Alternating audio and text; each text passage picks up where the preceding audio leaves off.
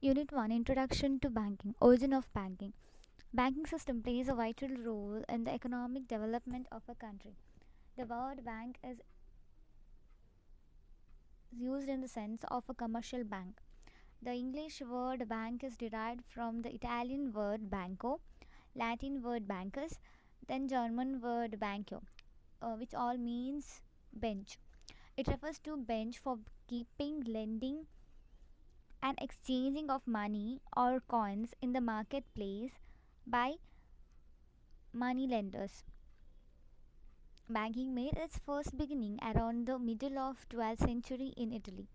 The Bank of Venice was the first public banking institution. In India, banking business were conducted during Vedic period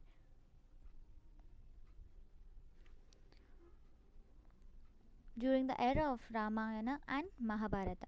In India, modern banking started in Mumbai, that is, Hindustan Bank was the first banking institution established in 1779.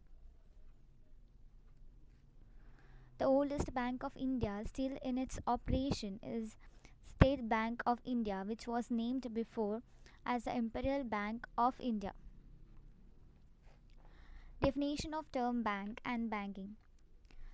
Indian Banking Regulation Act of 1949 defined the term banking under section 51B of this act as accepting for the purpose of lending or investment of deposits of money from the public repayable on demand or otherwise and withdrawable by check, draft or otherwise. As per this definition, the term banking includes not only the main activities of acceptance of deposits from the public and lending of funds to the needy, but also several other activities such as collection of checks, draft bills, etc.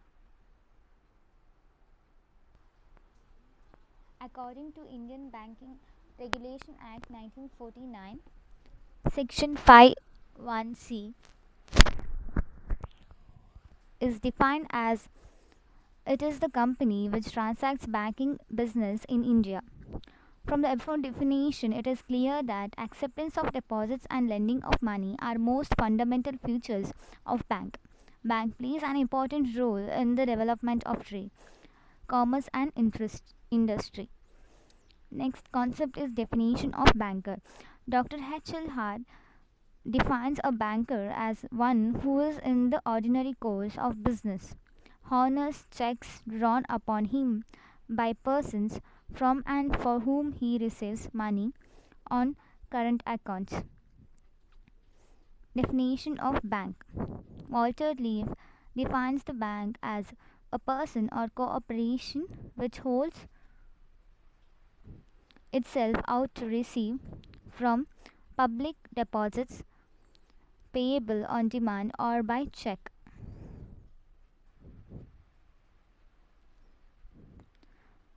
Functions of a commercial banks.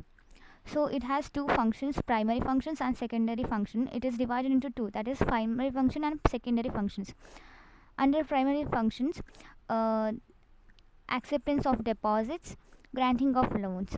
Acceptance of deposits is it has saving account, current account, fixed deposit account, recurring deposit account. We'll see it in brief later.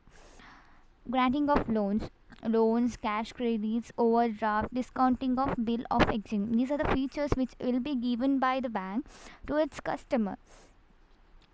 Secondary function is that agency function, transfer of funds. Agent is the person who does the work on behalf of his principal.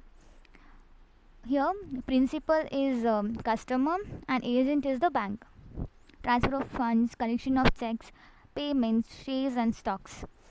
Then general utility function. Locker facility. It gives bank provides locker facility to its customer. Transferable checks. Status report. Purchase and sales of foreign currency. Advisory functions. Fulfillment of social economic objectives. Let us see these points in brief. So, functions of commercial banks. Functions of commercial banks, as I said earlier, it divided into two parts, that is two groups, primary and secondary. Under primary functions are essential functions, which are most important functions. These are divided into two. So, it is acceptance of deposit and granting of loans. First, we'll see the acceptance of deposit. Banks are considered to be the safe place for investment. It is a safe place for the public to invest, because it's controlled by the government. It's controlled by the RBI, that is Reserve Bank of India. There are four categories of deposits. There are, so as we have seen earlier, it has a four categories. So let us see it in the brief.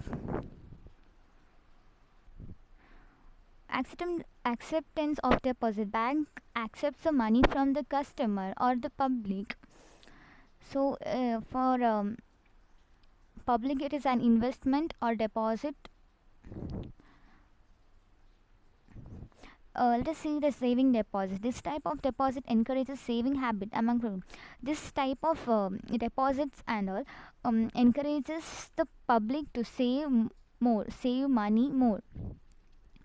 It creates habit in the public of saving.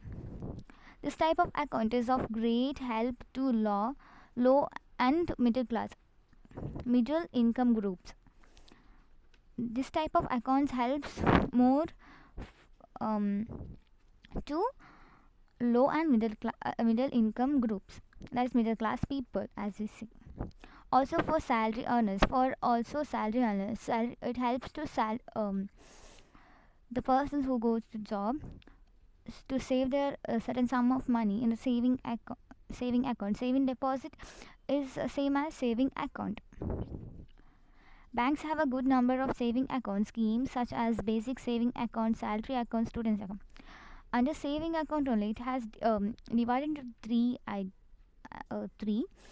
That is normally general saving account, and basic saving account, and the salary account, the persons who go to the job, and student accounts. For students also, separate saving account is there.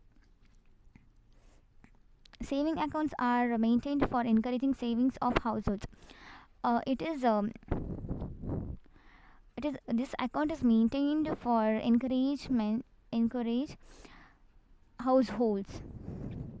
At present, rate of interest on bank account is 4%.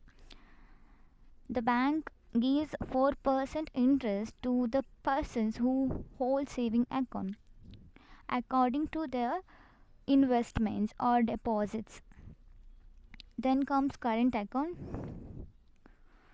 This type of account is operated by businessmen. This type of account is operated by businessmen. Mostly this type of account is operated by businessmen.